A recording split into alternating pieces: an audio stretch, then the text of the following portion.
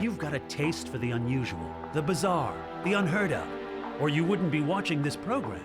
Feast your eyes then on a plethora of the peculiar.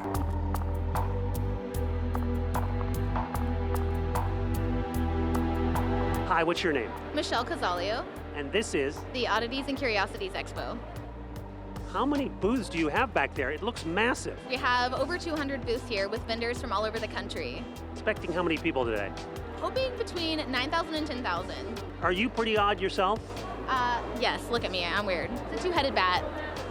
You don't see that every day. Yeah. Step right up, ladies and gentlemen, boys and girls. Be mesmerized, be hypnotized, be blown away, and be amazed. We have 40 animals that we have from around the world, cyclops animals, two-headed animals, multiple limbs, all kinds of really weird specimens in there. You have the Lamb of Satan. We do. That's alarming. When we get in there, I'll let you see the goat of God. We're not going to let you see the Lamb of Satan. It's a little Too evil?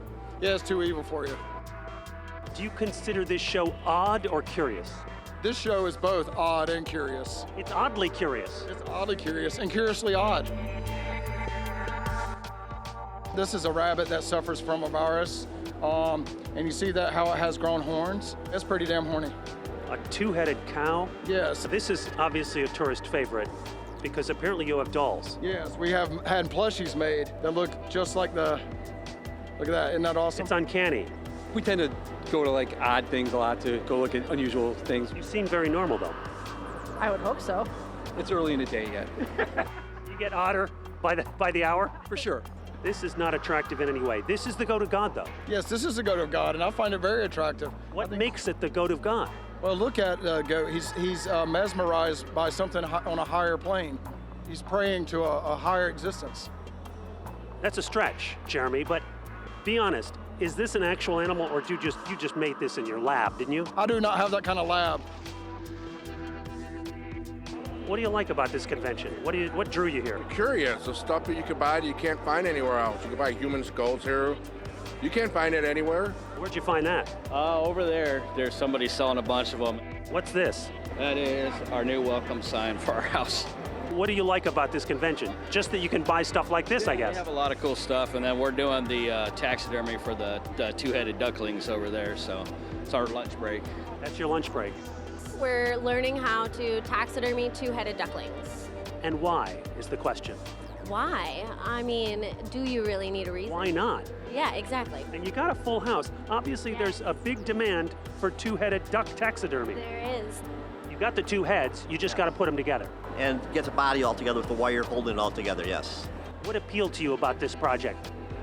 It's very interesting. I like the bizarre about the animal. You'd have to, really. Yeah, yes, you do. I bet this is your first two-headed duck. True. Ling. Yes. What inclined you to come here to this class, do you think? I like dead things.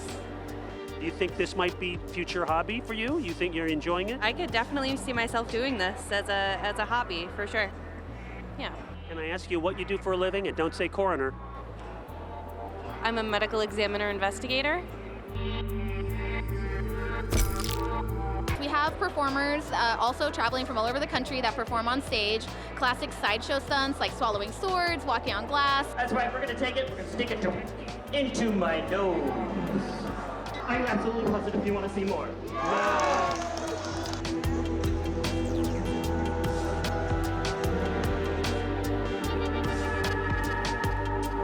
John Borowski, your booth devoted to your sort of serial killer biographies, right? Yes, I produce and direct documentaries on serial killers, and then I take the research information and I compile them into books.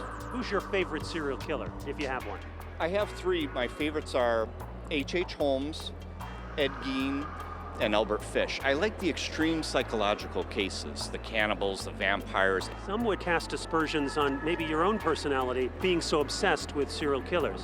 Do you have anything you want to tell us now? Well, I always tell people, if you're going to come over to my place, just don't look in the crawl space and don't look, under the floorboards or in the closets. So. Or in the freezer. That too.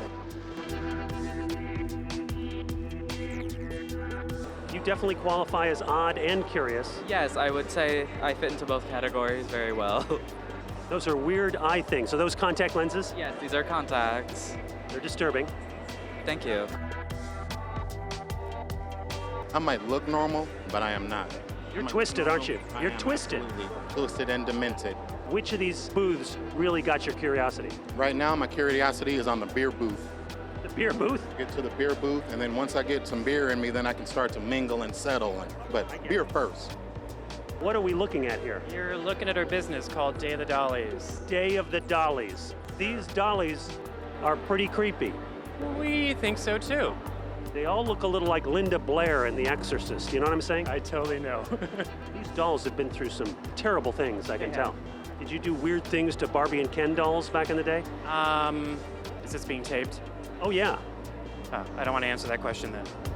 Michelle, if somebody wants to experience the Oddities and Curiosities Expo, what should they do? We're in 25 cities across the country. Search us online. Enough said.